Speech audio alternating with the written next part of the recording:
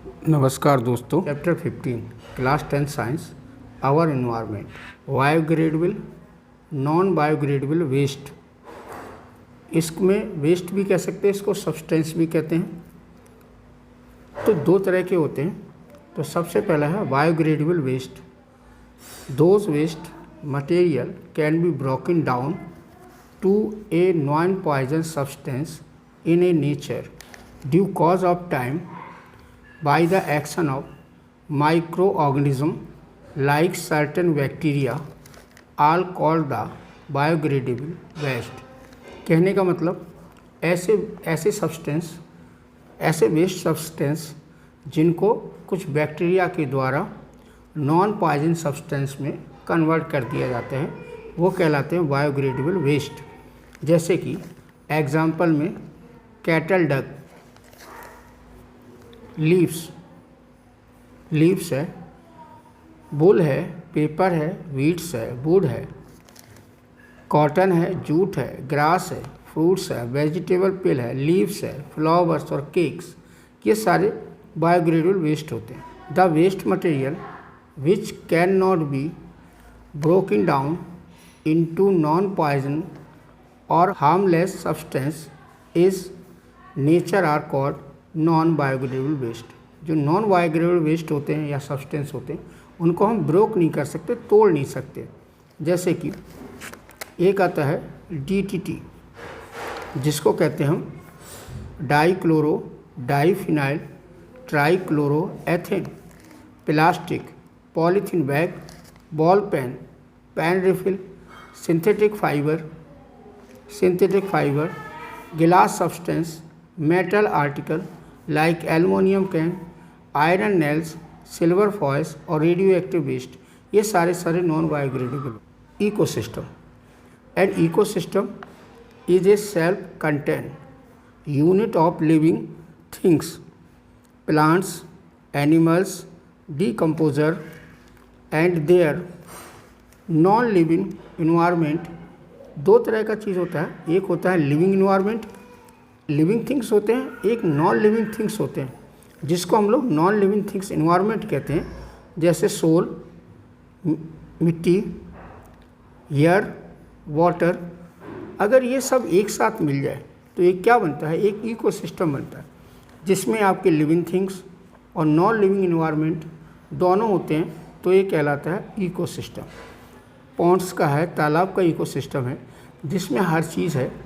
अब ये ecosystem river का अलग होता है, लेक का अलग होता है, सी का अलग होता है, अलग अलग तरह के इकोसिस्टम होते हैं। कंपाउंड ऑफ इकोसिस्टम में कौन कौन से कंपाउंड होते हैं? देखिए, इकोसिस्टम में दो तरह के कंपाउंड होते हैं, एक होता है अबायोटिक, एक होता है biotic. All ecosystem are made, सारे इकोसिस्टम बने होते हैं टू मेन कंपोनेंट से, अबायोटिक कंपोनेंट और बायोटिक कंपोनेंट। अबायोटिक कंपोनेंट और बायोटिक कंपोनेंट। तो अबायोटिक कंपोनेंट क्या होते हैं ये देखिए आप। अबायोटिक कंपोनेंट ऑफ इकोसिस्टम, इसमें क्या आता है? अबायोटिक कंपोनेंट ऑफ इकोसिस्टम क्या होता है, या इसको non living component of ecosystem कहते हैं। इसमें होता है सॉइल, वाटर, एयर, ये सारे के सारे, और इनऑर्गेनिक सब्सटेंस जैसे carbon dioxide, nitrogen gas, oxygen, water, phosphorus, sulphur, sodium, potassium, calcium, ये सारे के सारे एलिमेंट मिलकर एक एबायोटिक कंपोनेंट बनाते हैं। बायोटिक कंपोनेंट में होते हैं लिविंग कंपोनेंट। लिविंग कंपोनेंट में क्या होगा? या तो प्लांट्स होंगे या फिर एनिमल्स होंगे। में आता है प्रोड्यूसर क्या कहलाते हैं? ऑटोट्रॉफ कहलाते हैं। ये अपना फूड खुद सिंथेसाइज करके बनाते हैं। जैसे इसमें आता है all green plant. Consumer heterotrophs होते हैं, वो depend on the other food पे डिपेंड होते हैं। इसमें ऑल एनिमल आर कंज्यूमर है। डिकम्पोजर ऑर्गेनिज्म, सेप्रोट्रॉफ्स कहते हैं, ये कंज्यूमर डेड एनिमल को खाते हैं। इसमें आते हैं बैक्टीरिया और माइक्रो ऑर्गेनिज्म, सारे आ जाते हैं, फंगी वगैरह, कैसे फंक्शन करते हैं। तो will now describe how an ecosystem function as self sufficient और independent unit in the nature. एक इकोसिस्टम जो है सेल्फ सफिशिएंट और इंडिपेंडेंट यूनिट होता है किसी नेचर का food chain. A sequence of living organism in a community in which one organism consumers another organism to transfer food energy is called the food chain. से जो और producer है ये डियर है जो हार्बीवोरस है, और जो लॉयन है वो कार्निवोरस है। अगर ग्रास को ये डियर खाता है और डियर को लॉयन खा लेता है तो इसको हम लोग कहते हैं एक फूड चेन तैयार हो जाती है। Food chain represent the single directional और यूनिडायरेक्शनल ट्रांसफर ऑफ एनर्जी। भी एग्जाम्पल हो सकते हैं जैसे ग्रास है, इंसेक्ट है, फ्रॉग है, वर्ड है। तो ऐसे बहुत सारे एग्जाम्पल फूड चेन के आप समझ सकते हैं। फूड वेव हम किस कनेक्टेड फूड चेन, एक फूड चेन इंटरकनेक्टेड होती है ऑपरेटिंग इन एन इकोसिस्टम, जो इकोसिस्टम ऑपरेट करता है which establish a network of relationship between various species होती है, is called the food web. Food web network of large number of food chain excited in ecosystem is called the food web. तो एक और एक से ज़्यादा मिला के फूड चेन को हम लोग फूड वेव बनाते हैं। एक से ज़्यादा फूड चेन होती है, ये है आपकी एक फूड वेव।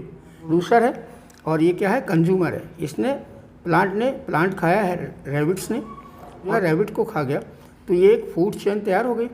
अब ऐसा और भी सिस्टम हो सकता है कि प्लांट एक और चूहे को खा गया, या फिर हो सकता है एक ग्रास हॉपर ने इसको खाया और ग्रास हॉपर को सीधा हॉक खा गया, या फिर ये हो सकता है कि प्लांट को अगर कोई वर्ड ने खाया और वर्ड को हॉक खा गया, या फिर ये हो सकता है कि प्लांट ने ग्रास हॉपर को खाया, ग्रास हॉपर को फ्रॉग ने खाया और फ्रॉग को स्नेक ने खाया और स्नेक को हॉक ने खा लिया।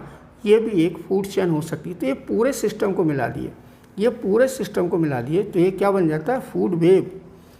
Traffic levels various step, the various step in food chain at which the transfer of food या energy take place are called the trophic level. Diagram of show the various trophic level in the food chain. क्या है, ये producer बनते हैं सबसे नीचे, first step में producer होते हैं, फिर होते हैं सेकेंडरी ट्रॉपिक लेवल में हम लोग हार्बीवोरस लेते हैं, हार्बीवोरस इसके बाद आते हैं कार्निवोरस जो थर्ड ट्रॉपिक लेवल होता है, और जो लास्ट फोर्थ ट्रॉपिक लेवल होगा ये टॉप कार्निवोरस होते हैं या फोर्थ लेवल होगा।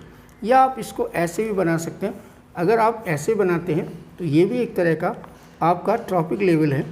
Producer, primary consumer, secondary consumer और टर्सरी कंज्यूमर, तो ये एक तरह का ये ट्रॉपिक लेवल है।